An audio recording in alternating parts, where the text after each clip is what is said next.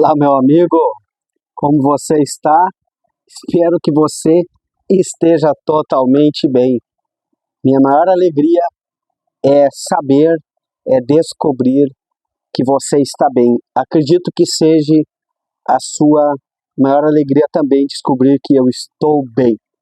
As coisas passam, o tempo passa, o que não passa é a palavra de Deus, né? O sofrimento vem, vai, o deserto chega, sai, nós entramos no deserto, saímos do deserto, mas o que não sai é a palavra de Deus, é a presença de Deus, porque a palavra de Deus, ela é eterna.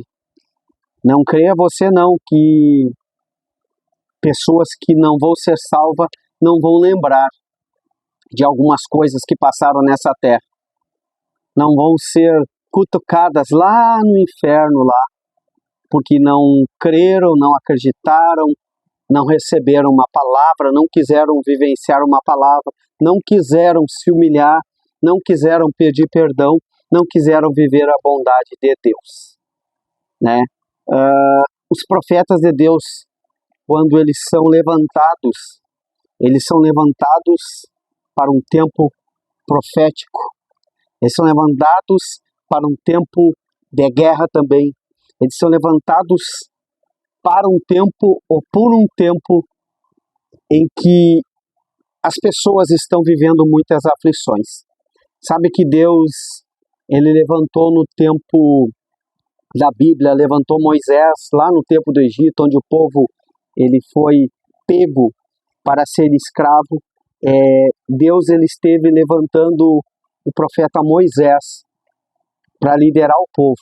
Levantou Moisés num tempo difícil do povo, num tempo difícil, né, para que o povo saísse de dentro do Egito, né? Não que o deserto também não fosse difícil, caminhar, não encontrar a terra de Canaã de primeira vez, caminhar, obedecer, desobedecer, receber o peso, receber a bênção, receber o maná, mas também, né, passar por percursos de calor, muitas das vezes, por mais que a nuvem de glória estivesse sobre eles, uma coluna de fogo estivesse sobre eles, existia até um tempo onde o povo que estava dentro do deserto, depois da libertação de dentro do Egito, o povo ainda tinha saudade de comer as cebolas que tinha lá quando eles eram escravos. Então, o que eu quero lhe dizer? Deus começa a levantar profetas. E por mais que pessoas gostem ou não do jeito dos profetas, Deus levanta cada profeta, né, de uma forma diferente. Cada profeta ele é levantado com um aspecto diferente. Todos movidos pelo mesmo Deus, pela mesma palavra, mas não só o timbre de voz, não só a idade, né, não só a forma de pregar. Eu digo a forma de pregar é o nível de buscar realmente a palavra de Deus, mas de formas diferentes de usar o dom, de usar a palavra. Alguns querem aparecer mais, querem se abrilhantar mais, outros querem realmente vivenciar o tempo do anonimato, ficar no seu quarto de oração, e é isso que tem que ser, tá tudo certo. Outros querem ir para a oração de guerra, coisa que naturalmente eu não faço, porque eu já fiz muito isso nessa minha caminhada e eu sei das consequências, estando muito bem espiritualmente ou não, a batalha vai vir. A batalha vai vir de alguma forma. Então eu particularmente não sou muito chegado de ir para o centro da batalha. Eu consigo ajudar, igual um médico numa guerra. Ele vai ajudando um, ajudando o outro a se levantar. A se levantar, vai dando um remédio, no caso a palavra, no caso a oração, no caso uma palavra de ânimo. Isso eu tenho. Uma palavra de ânimo para dizer continua, não para. Deus está contigo. Então cada profeta ele é levantado e ele precisa, não adianta, todos precisam estar com a oração em dia, precisam estar com a palavra em dia, a leitura em dia. Sabe por quê? Porque o inimigo pode usar o não saber a palavra contra nós.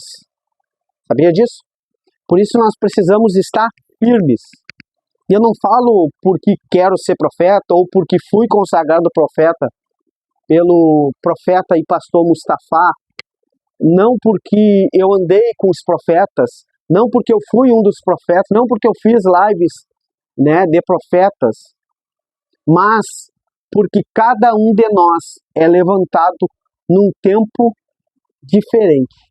No caso dos profetas, eles foram levantados em tempo de guerra, em tempo de problemas, em tempo de aflição do povo. Lembra de Elias?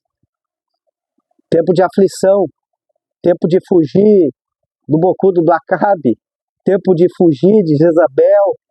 Eliseu, a mesma coisa, tanto que Deus usou ele para que Naamã fosse curado da lepra. Você está me entendendo? Profetas que foram levantados no meio de guerras, de grandes problemas. Jeremias, que foi preso. Pensa bem, Daniel, né? Que para não ser preso, né? Não ser preso, morto, ele trabalhou junto com a Babilônia, claro que ajudando o povo de Deus. Lembra dos 3 amigos dele, Sadraque, Mesaque e Abidnego, que foram jogados na fornalha, homens de Deus que nasceram em tempo de guerra. Por que eles foram jogados na fornalha? Porque eles estavam num tempo de guerra, de prisão, de opressão e não se dobraram para o inimigo. Você não está entendendo? Profetas de Deus, homens de Deus, mulheres de Deus que realmente querem viver o diferencial, não pode se deixar se dobrar por qualquer batalha. Não pode se colocar numa posição de desistência. Precisa seguir firme para vencer todas as batalhas. Entendeu? João Batista teve um grande efeito na vida de Jesus, porque o profeta João Batista, chamado como o último profeta nascido de mulher,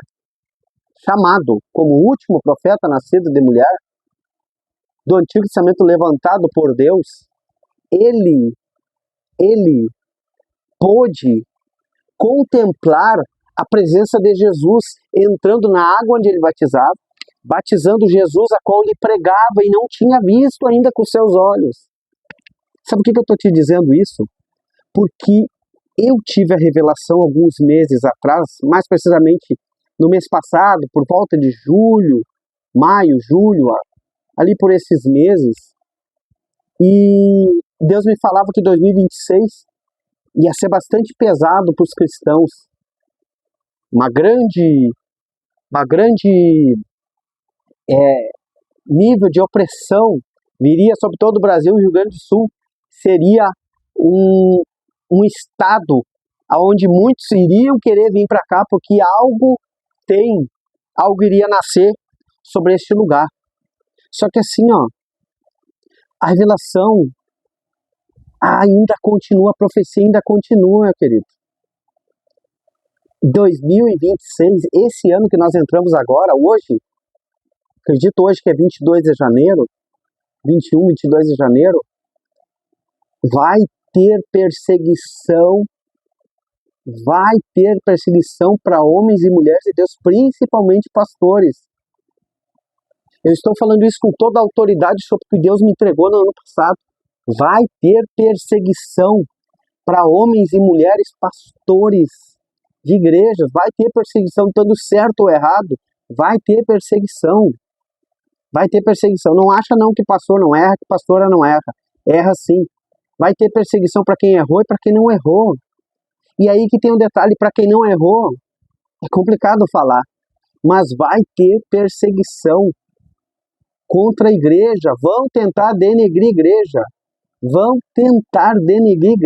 Por isso Deus quer levantar homens igual a você, mulheres igual a você, que tem coragem. Se você está até agora nesse vídeo, é porque esse vídeo te chamou atenção em algo.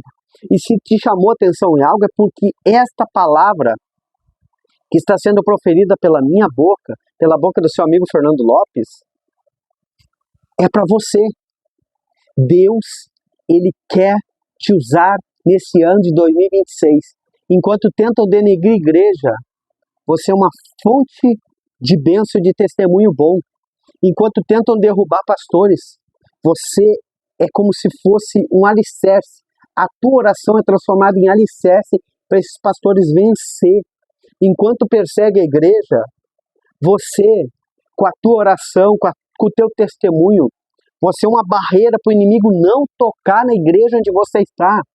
Não deixar a placa da igreja descer, cair, ser tirada, para a sua igreja não fechar. Eu não estou falando de pandemia de 2019, 2020, 2021, 2022, não estou falando disso. Que as igrejas fecharam e todos foram para as lives. E como eu já estava nas lives há muito tempo, já fazia live, já fazia vídeo, já tinha essa experiência, eu cresci em outro Facebook que eu excluí, em 2 Facebook que eu excluí que já estavam cheios. Eu disse, eu quero iniciar o ministério do zero. Eu quero que as pessoas me conheçam do zero. Fiz 5 vigilantes amigos, não tenho foto de nada. As outras pessoas têm foto. Não tenho foto. O que eu quero te dizer é que você é realmente alguém que pode fazer a diferença. Se bater contra a tua igreja, contra o teu pastor, contra os membros da tua igreja, você tem o testemunho bom. Você tem o testemunho bom para a sua igreja não ser denegrida. Ah, mas o pastor errou, não sei. Errou? É verdade? É verdadeiro isso? Deus pode levantar você para ser o novo líder. Deus pode levantar o seu marido para ser o novo líder. Eu digo isso se o pastor está errado. Se o pastor está certo, continua firme para que ele esteja na liderança exercendo o cargo divino que Deus colocou na mão dele. A tua vida que Deus colocou na mão dele e você tem quase como obrigação de orar pelo seu pastor. Aqui está o diferencial. E quando essa perseguição começar a aumentar, esse é o início. Quando essa perseguição da igreja começar a aumentar, o teu pastor tem que estar no teu quarto de oração. O nome do teu pastor, não ele. O nome do teu pastor tem que estar no teu quarto de oração. Você tem que estar com a sua caneta escrevendo ali o nome do seu pastor para fazer oração por ele. Você precisa ter o nome do seu pastor na sua caixinha de oração, no seu quarto de oração, da sua pastora, do casal de pastores, dos pastores do teu ministério, para que eles sejam fortes para vencer toda a perseguição.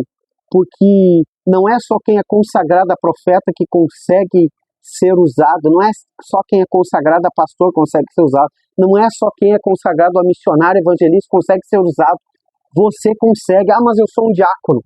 Você consegue, diácono, ser usado por Deus para lutar contra as ciladas do inimigo, contra o que o inimigo quer fazer ou desfazer dentro da igreja, dentro do seu círculo de amizade. Eu te digo isso com maior autoridade.